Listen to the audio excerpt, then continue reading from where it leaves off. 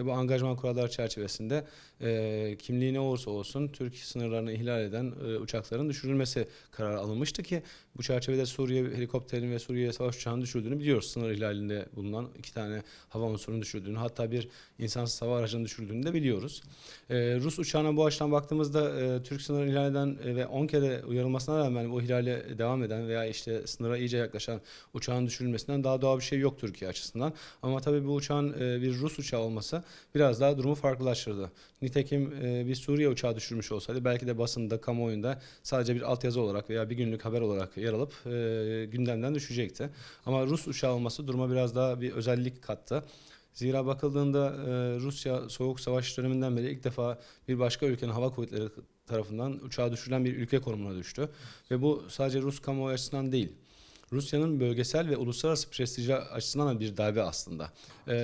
Bu açıdan baktığımızda yaklaşım çerçevesinde Rusya'nın bu ihlale karşı neden bu şekilde ağır tepki göstermeye çalıştığı veya neden bunu hazmedemediği aslında burada ortaya çıkıyor. Yani nitekim bakıldığında bu herhangi bir savaş uçağından veya herhangi bir iki ülke arasındaki ikili sorunun ötesinde bir gelişme ve bu gelişme çerçevesinde Rusya'nın bunu ben kolayca hazmedemeyeceğini düşünüyorum açıkçası.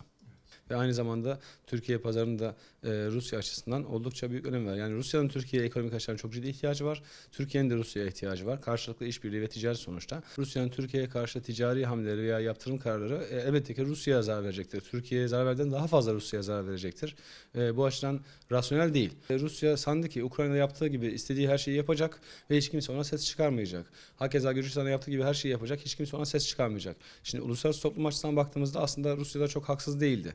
Yani sonuçta Suriye'de 250 binden fazla insan katledilirken uluslararası toplum sessiz kaldı. Suriye'deki kimyasal silahlar kullanılırken Esed rejimi tarafından sonuçta uluslararası toplum sessiz kaldı. Suriye'de 4 milyon insan ülkelerini terk edip başka ülkeye sınırken uluslararası toplum sessiz kaldı. Hakeza Suriye'de 8 milyon kişi yerinden edilirken uluslararası toplum sessiz kaldı. Yani Rusya'nın beklentisi uluslararası toplumun sessiz kalmasıydı. Ama hesaba katmadığı nokta şu. Şimdi uluslararası toplumun sessizliğiyle Türkiye'nin herhangi bir tepki göstermemesi aynı şey değil. Bundan sonra açıkçası öyle bir hataya düşeceğini zannetmiyorum. Çünkü ciddi bir prestij kaybına uğradı. İkincisini kaldıramaz Rusya. Bunu bile kaldırmakta zorlanıyor. Olay aslında henüz daha küresel boyuta taşınmadı. Olay şu anda ikili seviyede. Hatta Suriye bile konuşulmuyor. Şimdi Türkiye Rus uçağını düşürdü. Nerede düşürdü? Suriye'de düşürdü. Hani Cumhurbaşkanı deyimiyle o Rus uçağının Suriye'de ne işi vardı?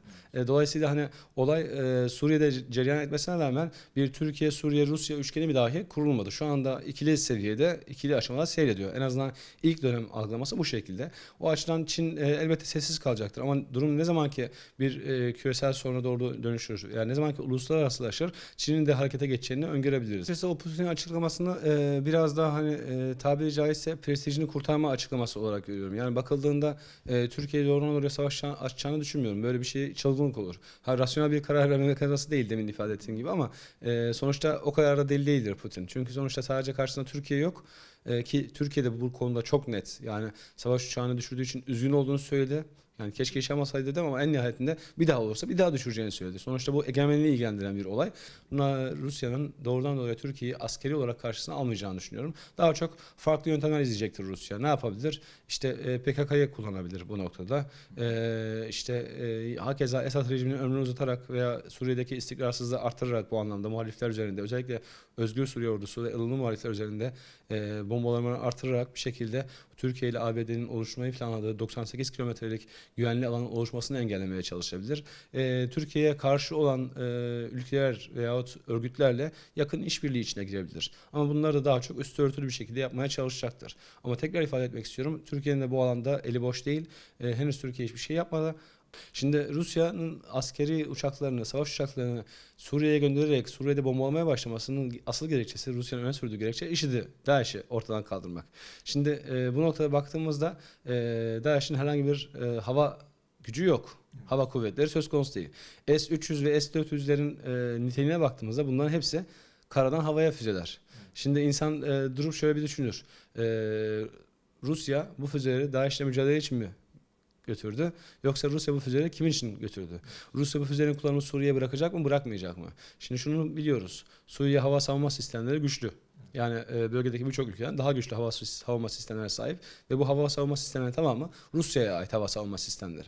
Yani Rus malı hava savunma sistemleri.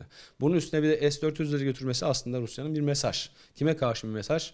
Olası bir koalisyon uçaklarının DAEŞ hedeflerinin yerine Esad rejimine vurmaya başlaması ihtimaline karşı bir mesaj.